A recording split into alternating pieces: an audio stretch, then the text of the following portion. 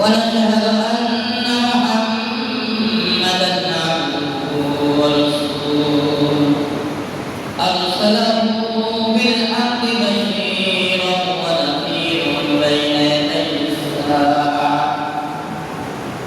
من يطع الله ورسوله فقد رشد ومن يشرك فإنه لا يضر إلا نفسه ولا يضر الله شيئا.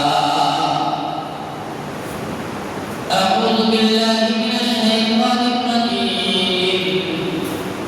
بسم الله الرحمن الرحيم. إن الله وملائكته يصلون على النبي يا أيها الذين آمنوا صلوا عليه وسلموا تسليما. بلغ العلا بكماله كشف الدجى بجماله حسنت جميع خصاله صلوا عليه وآله. بلغ العلا بكماله كشف الدجى بجماله حسنت جميع خصاله صلوا عليه وآله. قال الله تعالى في كلامه المجيد والفرقان الحميد. أعوذ بالله من الشيطان الرجيم.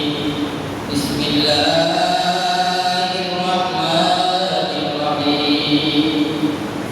إن الذين آمنوا وعملوا الصالحات كانت لهم جنات الفردوس نزلا. صدق الله مولانا العظيم. وقال رسول الله صلى الله عليه وسلم أول ما يحاسب به العبد يوم القيامة الصلاة.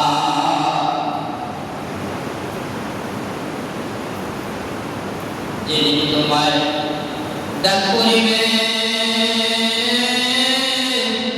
কবর মাঝে শুইতে, যেদিন তোমার এলান হইবে মসজিদের মাইকে, বাড়ি আসতে বাড়ি বাজানা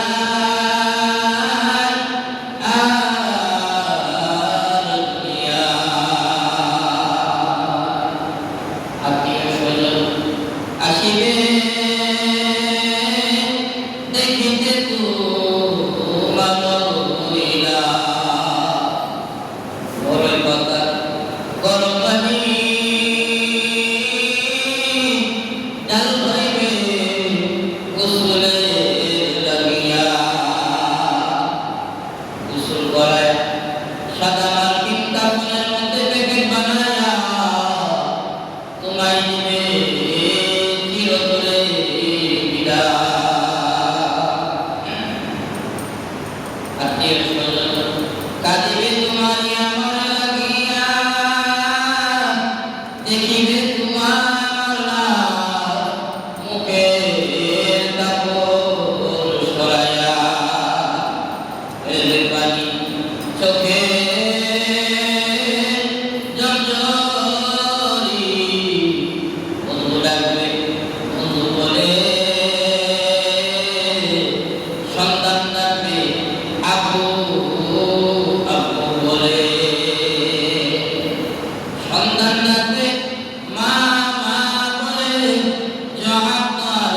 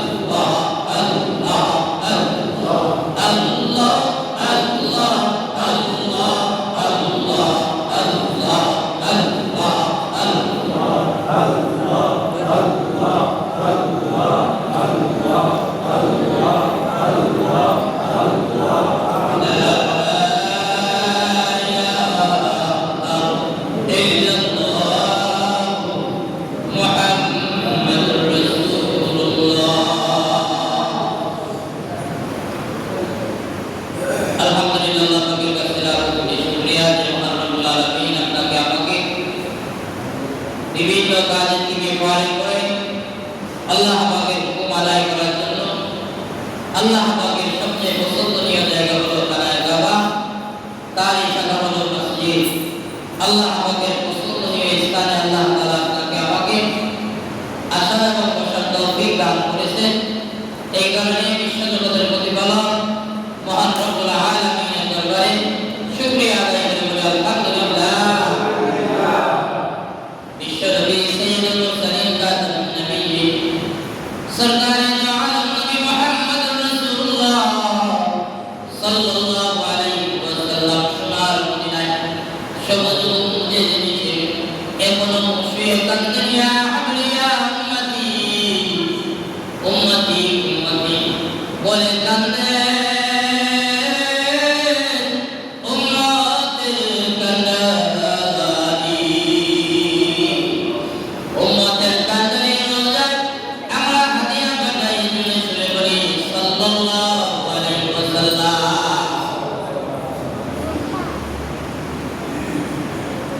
আরবি মাসের প্রথম মাস,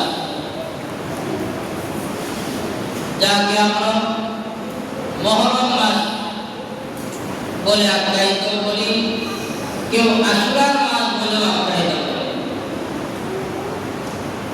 আশুরার মাস হিসেবে যারা আখ্যায়িত করে, আজকে বলে আশুরার দিন, আশুরার রাত চলে গেছে, এটা হলো আশুরার দিন। 10 মুহররমকে বলা হয় আশুরা। আমরা তো হাই হুসাইন কারবালা বলতে জিন্দগি শেষ করে ফেলি, কিন্তু কারবালা যে প্রতিষ্ঠিত হয়েছে, কারবালা যে কারণে হয়েছে, সেটা আমার আপনার মধ্যে নাই। কারবালা কার থেকে আসলো, কেন আসলো, কি কারণে হলো,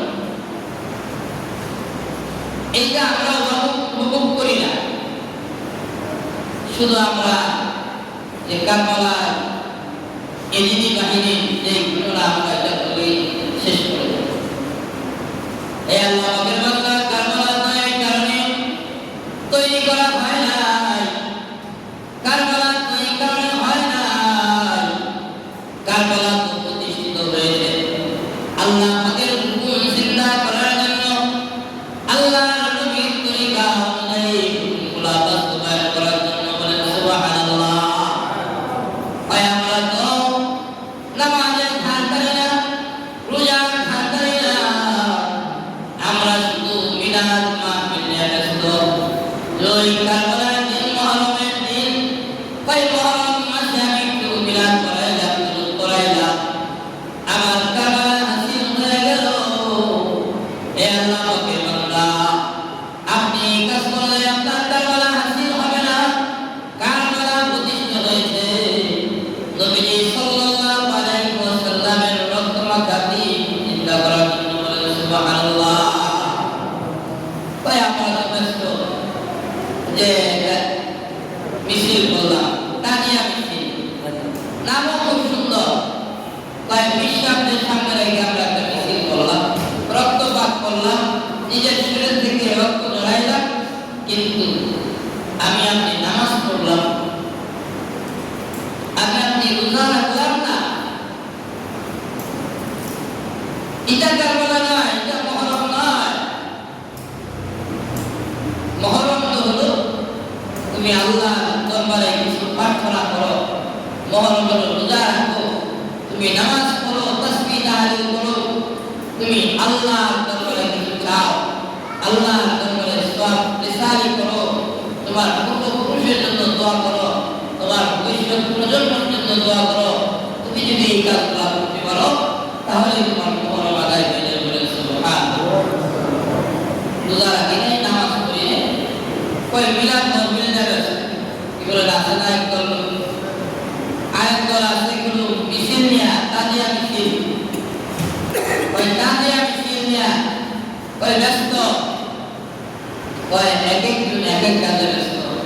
কিন্তু আমার নামাজটা হইল কিনা আমি চিন্তা করলাম, আমার ইবাদতটা হইল কিনা আমি এটা চিন্তা করলাম। এইদিকে আমরা খেয়াল রাখি, মুহররম পালন করবেন, এটা আমাদের নিষেধ নাই। মুহররম আদায় করবেন, মুহররম মাসে রোজা রাখবেন, মুহররমকে উপলক্ষ করে নামাজ আদায় করতে হবে, তাহলে সে আপনার মুহররম আদায় করবে। আর আল্লাহ তাআলা সরকারে দো আলম নবী মুহাম্মদ রাসূলুল্লাহ পায় যে বছরের 4টা মাসের উত্তম মাস বলা হয়েছে, সম্মানিত মাস বলা হয়েছে, তার মধ্যে একটা হলো মুহররম মাস, দামি মাস। আর হাদিসের ভাষায়, হাদিসের মধ্যে বলে রমজানুল মুবারকের পরে যত রোজা আছে সব থেকে শ্রেষ্ঠ রোজা হলো মুহররমের রোজা। বলেন সুবহানাল্লাহ। আমরা রোজা রাখতে রাজি না।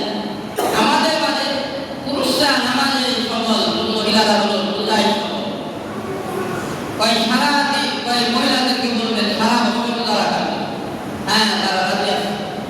নামাজে দুর্বল, এক ভক্তের নামাজ আরেক ভক্ত করে ফেলবে।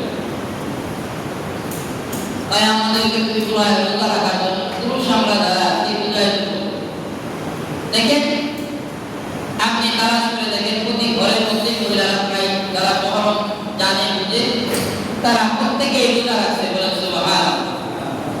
আর যারা জানে না বুঝে না তারা রোজা রাখে নাই, কিন্তু যারা দেখেন রোজার দিক দিয়ে পুরুষের চেয়ে মহিলা আগায় যাবে বলেন সুবহানাল্লাহ। আর নামাজের দিক দিয়ে মহিলা দুর্বল, নামাজ তাদের অতিরিক্ত কাজা হয়ে যায়। পুরুষের নামাজ কম কাজা হয়, কই নামাজের দ্বারা পুরুষ হলো সবল। এই কারণে আমরা খেয়াল রাখবো যে আমাদের মহরম মাস চলতেছে, দান সদকা এবং রোজা যারা আমরা রেখেছি আলহামদুলিল্লাহ। আজকে হলো 10 মহরম, যেটা আমরা আশুরা বলে থাকি। আজকেই আশুরার দিন, রাত্র চলে গেছে, দিন চলতেছে। আর এই দিনেই আল্লাহ তাআলা দুনিয়ার নিজাম তৈরি করেছেন, দুনিয়া সৃষ্টি করেছেন। আবার আশুরার 10 তারিখে মহরমের 10 তারিখে আশুরার দিনে দুনিয়া আল্লাহ তাআলা সৃষ্টি করে দেবেন। জুমার দিনে আমরা এই জুমার দিনে উপস্থিত হয়ে গেছি। আমাদেরকে খেয়াল রাখতে হবে আশুরার দিন আমরা কি করব। এই সমস্ত কাজ করলে আল্লাহ তাআলা আমাকে আপনাকে কি দিবেন? জান্নাত দিবেন। কি দিবেন? জান্নাত দিবেন। আজকে বলেন তো দেখি, যে জামালপুর থেকে একটা ট্রেন যায়, এই ট্রেনে ফার্স্ট ক্লাসের বগি বেশি না নরমাল বগি বেশি? কোনটার বগি বেশি? নরমাল। তা আল্লাহ তাআলা জান্নাতের দিক থেকে ওই জাহান্নামের সংখ্যা থেকে জান্নাতের সংখ্যা বেশি রাখতে বলেন সুবহানাল্লাহ। তাই আল্লাহ তাআলা বান্দার জন্য জান্নাত, 8টি জান্নাত অবধারিত করে রেখেছেন। আল্লাহ তাআলা জাহান্নামের সংখ্যা কম রেখেছেন। দুনিয়ার মধ্যে আল্লাহ তাআলা দুনিয়ার মানুষ, দুনিয়ার যে নিসবতগুলো আছে, এই হাদিসে আল্লাহ তাআলা বান্দাদের খেয়াল হলো ফার্স্ট ক্লাসের যাত্রী কম, নরমাল থার্ড ক্লাসের যাত্রী বেশি। আল্লাহ বলেন না, দুনিয়ার লোকে আমার জান্নাতি মানুষ বেশি, তারা আমার জন্য বান্দাদের জন্য আল্লাহ বলেন জান্নাত বেশি রাখতে বলেন সুবহানাল্লাহ। আর জাহান্নামী সংখ্যা কম, ওই জাহান্নামের সংখ্যাও আল্লাহ রেখেছে বলেন সুবহানাল্লাহ। আমরা সকলে আলমের নূরের জগতে জান্নাতে ছিলাম। আল্লাহ তাআলা মার গর্ভে পাঠাইছেন, মার গর্ভের থেকে আল্লাহ তাআলা আলমে দুনিয়ার মধ্যে পাঠায় দিয়েছে।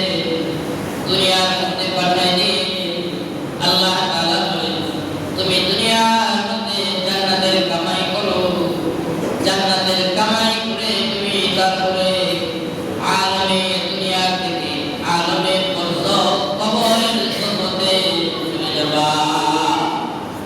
আর বান্দা যখন কবরের জগতে যাবে, ওই 8 জান্নাতি মানুষ যখন কবরের মধ্যে যাবে, সেই কবরের মধ্যে বান্দা, ওই কবরের মধ্যে বান্দা জান্নাতি হাওয়া চালু হয়ে যাবে বলেন সুবহানাল্লাহ।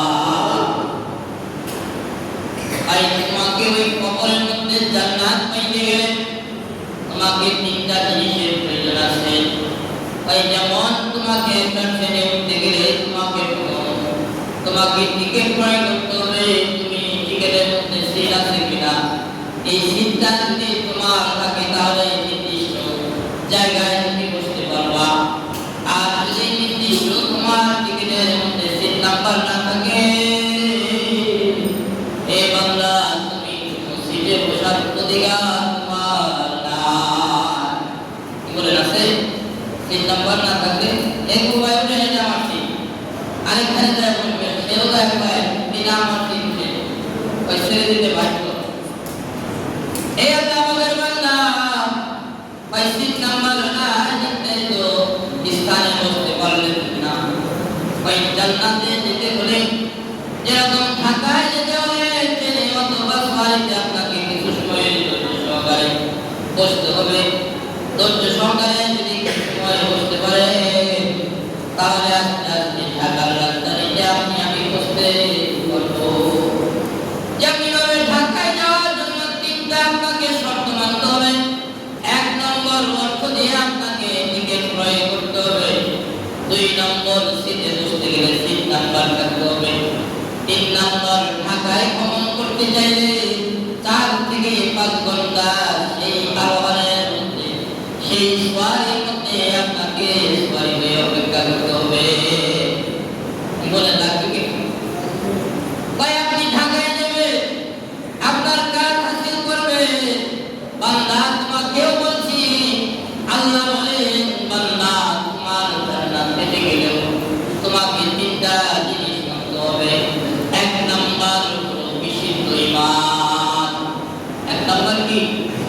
বিশুদ্ধ ঈমান। এক নাম্বার বিশুদ্ধ ঈমান লাগবে। সেই ঈমান যদি বিশুদ্ধ হয়, এই ঈমান দিয়ে আল্লাহর জান্নাতে পৌঁছাতে পারবেন। সুবহানাল্লাহ। তাই বিশুদ্ধ ঈমান না থাকলে আল্লাহ পাকের জান্নাতে যাওয়া যাবে না। তাহলে বান্দা, আমাদের এক নাম্বার বিশুদ্ধ ঈমান লাগবে। ঈমান যদি থাকে সঠিক, সেই ঈমানের দ্বারা আশা করা যায় বান্দা বান্দি জান্নাতে যাবে। বলেন সুবহানাল্লাহ। আমরা যখন বলি যে খাবার পানি নিয়ে কি বলেন, ফ্রেশ পানি বলি না আমরা? কোন বান্দাকে যখন কেউ বলে আমাকে এক গ্লাস পানি খাওয়াও, ওই বান্দা কিন্তু সুন্দর করে গ্লাসটাকে পরিষ্কার করে সুন্দর করে শুরু করে, নয় প্রথমে নাকের কাছে নাই দেখে যেই সাবান অথবা যেটা দিয়ে বন্ধ করেছে সেটা বন্ধ করে কিনা। কি বলে, গ্লাস বন্ধ করলে পানি খায় না, কি বলে? হ্যাঁ, অপরিষ্কার জিনিসের মধ্যে দিলে পানি খায় না। এখন যদি বলে যে তোমাকে পানি নিয়ে আসতে বলছি খাবারে, কেউ যদি বদলাই করে পানি নিয়ে আসে, তাহলে কি এখন বর্তমান জামানায় পানি কি পান করবে? হয় না। বদলার পানি দ্বারা কেউ পানি পান করে না। আপনাকে আমাকে যেরকম বিশুদ্ধ ঈমান নিয়ে কবরে যেতে হবে, বিশুদ্ধ ঈমান দ্বারা আল্লাহ জান্নাত দেবে, তেমন পানি পান করতে হলে বিশুদ্ধ ফ্রেশ পানি লাগবে। ওই গ্লাসটা সুন্দরভাবে ধৌত করতে হবে, তারপরে ভালো মানের পানি নিয়ে তার কাছে যদি পানি পান করা, তার অন্তর থেকে একটা বান্দার দোয়া করবে সুবহানাল্লাহ, তাহলে সেই পানিটা পান। কি বলেন? অন্যথায় পানি পান করবে।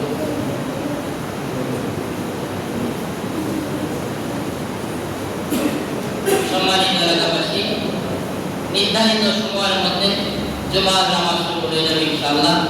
আমরা যারা এখন বাড়িতে আছি চলে আসি তারা। তাহলে আমাদেরকে বিশুদ্ধ পানি, ওই বিশুদ্ধ পানি, আর যদি কেউ বলে গোসলের পানি, তাহলে তো বালতির মধ্যে পানি ব্যবস্থা করবে। কি বলে? তাহলে আমাদেরকে এক নাম্বার বিশুদ্ধ ঈমান নিয়ে যেতে হবে।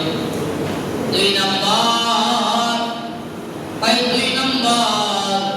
ভেজাল আমল নিতে হবে। কি আমল? ভেজাল আমল। ভেজাল যদি আমল নিয়ে যেতে পারি, এই আমলের দ্বারা আল্লাহ আপনাকে আমাকে জান্নাত দিবে। বলেন সুবহানাল্লাহ। এক নাম্বার বিশুদ্ধ ঈমান নিয়ে যেতে হবে। দুই নাম্বার ভেজাল মুক্ত আমল নিয়ে যেতে হবে। ভাই আমল করছে, ভাই ভেজাল আছে, ভাই কেমন ভেজাল, ভাই আমলে নিয়ত করে খাটি বলেন নাই। ইন্নামাল আমালু বিন্নিয়াত। ভাই আমল করেছি, কিন্তু আমলের মধ্যে ভালো নিয়ত করি নাই, এই কারণে আমল কি হয়েছে? ভেজাল। ভাই হজ করেছি, মানুষ বলবে হাজি। কি বলেন? হজ করেছি, মানুষ বলবে হাজি, এই কারণে হজে গেছি, গমন করে বড় এক আস্কিম করে এসেছি। এই কারণে জ্ঞান করতে হবে বিশুদ্ধ ঈমানের মধ্যে মানুষ যে আমাকে হাজি বলবে, এই কারণে যে আমি হজ করলাম, এই নিয়তটা করা যাবে না। কি নিয়ত করতে হবে? আল্লাহর রাস্তে, আল্লাহর হুকুম অনুযায়ী, ভাই আল্লাহকে রাজি খুশি করার জন্য আমি কি করলাম? হজ করলাম। আল্লাহকে রাজি খুশি করার জন্য আমি নামাজ পড়লাম। আল্লাহকে রাজি খুশির জন্য আমি দান সদকা করলাম। আল্লাহকে রাজি খুশি করার জন্য আমি সবকিছু করতে আছি। এটা হলো ভেজাল মুক্ত ঈমান, ভেজাল মুক্ত আমল। কথা বুঝা যাচ্ছে? আল্লাহ তাআলা এই কারণে তিনটি জিনিসের বিনিময় দেওয়ার জন্য আল্লাহ তাআলা তাকে আমাকে জান্নাত দিবেন। এক নাম্বার হলো ভেজাল মুক্ত ঈমান, বিশুদ্ধ ঈমান, আর ভেজাল মুক্ত আমল।